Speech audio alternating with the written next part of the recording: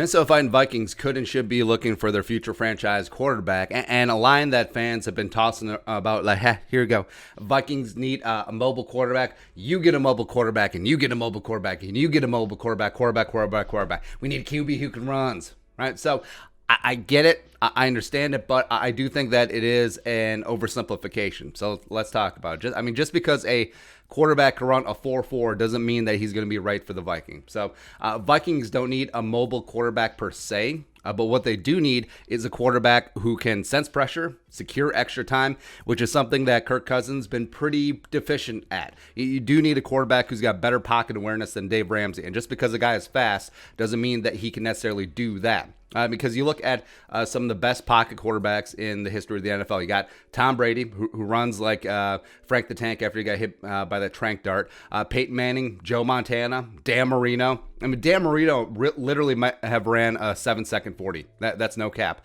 But they may be the best pocket aware quarterbacks of all time. No one's ever going to confuse those bronies for being mobile, ever. But also being able to feel pressure and slide to the right, step up, crisscross, and do all that stuff. Just getting that extra half second for a play to develop.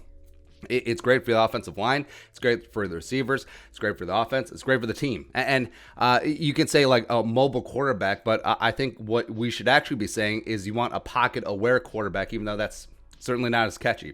Certainly not up there with the bumper sticker slogans. It really does remind me. So 2016, before Thielen became Thielen and Diggs became Diggs, all the talk going into the draft was Teddy needs a tall receiver. All right, so now saying Teddy needs a tall receiver doesn't mean like, oh, any 6'6" guy will do. But what it meant is that Teddy needs an outside the number contested catch receiver. Now, that became Diggs, that became Thielen. That was not Treadwell, even though Treadwell was tall-ish, right? But it became a stand-in for what they actually meant is that tall, outside the numbers, contested catch guy just boiled all down, simplified down to tall, right? So I think that's what this whole mobile quarterback thing is becoming. And plus, look what a pocket-aware Vikings quarterback could do, 2017. So going back and looking at the Vikings pass blocking ranks in the Zimmer era. So not great, generally in the 20s, sometimes in the 30s. 2017, oh, looky, here comes Hookie, 17th.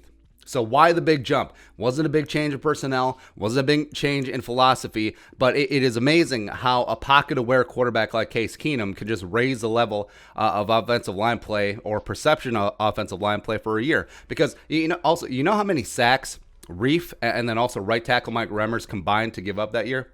3.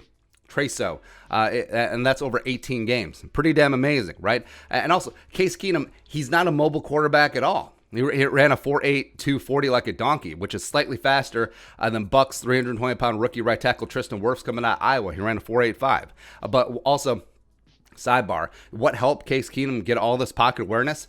Natural ability, sure. Coaching, to a degree. Also, he literally threw the ball 2,200 times in college. And just for frame of reference, Case did that in 4.5 years at Houston. And Kirk has thrown slightly less than that in over 9 years in the pros. So reps do matter. It's kind of funny there. But a quarterback who can run, awesome. It's cool. It's a great add-on. It's like before Amazon Prime, if you wanted to get free shipping, orders had to be over 25 or 35 bucks. So you'd have like these small pissant add-on items. That's running for a quarterback, right? It isn't the be-all, end-all. But what if a quarterback runs first, doesn't give chance to play to develop, and just whenever there's just like, a little hint of pressure, just takes off, right? You think it's a lot of fun, it's great for the highlights, but overall for the effectiveness and efficiency of the offense and winning games, probably not.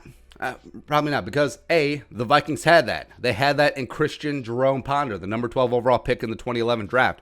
Ponder was a hell of a mobile quarterback. He ran a 4.6 40, 93rd percentile in short shuttle. He was basically Russell Wilson in terms of movement skills. He really was. A guy could really run. And as a rookie, we actually applauded. It's like, third down, first read wasn't open. He just takes off, gets the first down. Woo!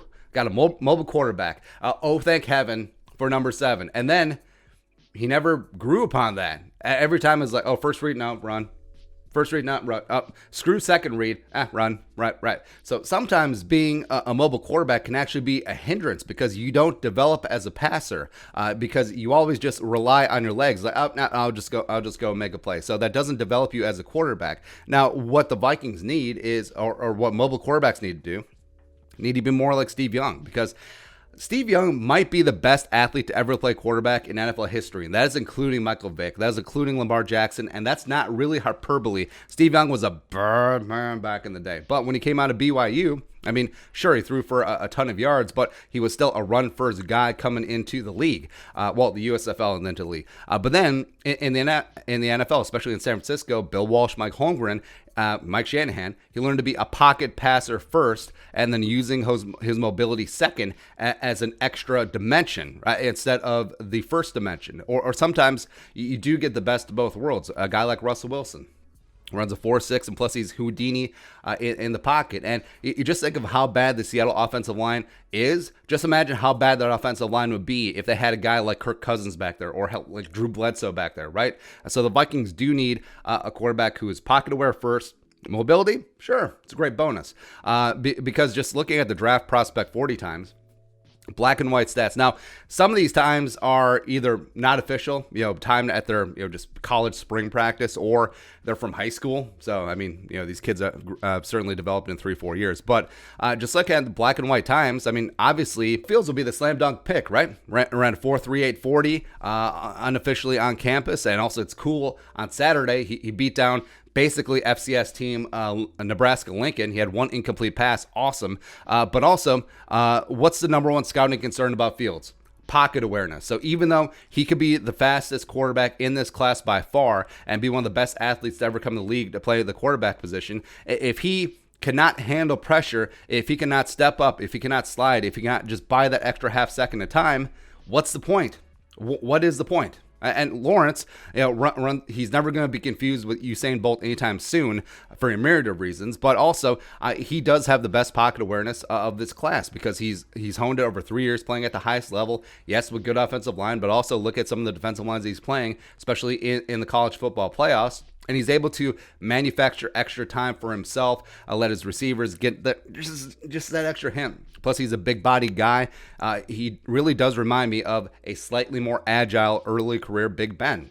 Well, add 40 pounds, and yeah, there you go. But bottom line, just because the quarterback does run does not mean that he's going to be aware in the pocket. And I think that's the number one attribute that the Vikings have been deficient in since 2018. Because Kirk Cousins at Michigan State, his scouting report coming in, there was a reason why he dropped to the 4th round. At Washington, at Minnesota, number one thing, if things aren't perfect around him, if he has to make plays off schedule, he's horrible. He is horrible at that, and he ain't changing, man. I mean, 30-year-old dudes do not change. I can attest to that. And the offensive line has not been great, but also he has been contributing to their struggles because he does not do them any favors, and he leaves them out to dry because he is deficient at maneuvering in the pocket. So the Vikings do need to find a guy who can buy extra time when there's pressure and does not see ghosts and help out the offensive line, help out the offense as a whole. And just because the quarterback runs a fast 40 doesn't mean that he's necessarily going to be improvement. So I get the notion. Again, mobile quarterback, but I think that's just a blanket catch-all statement.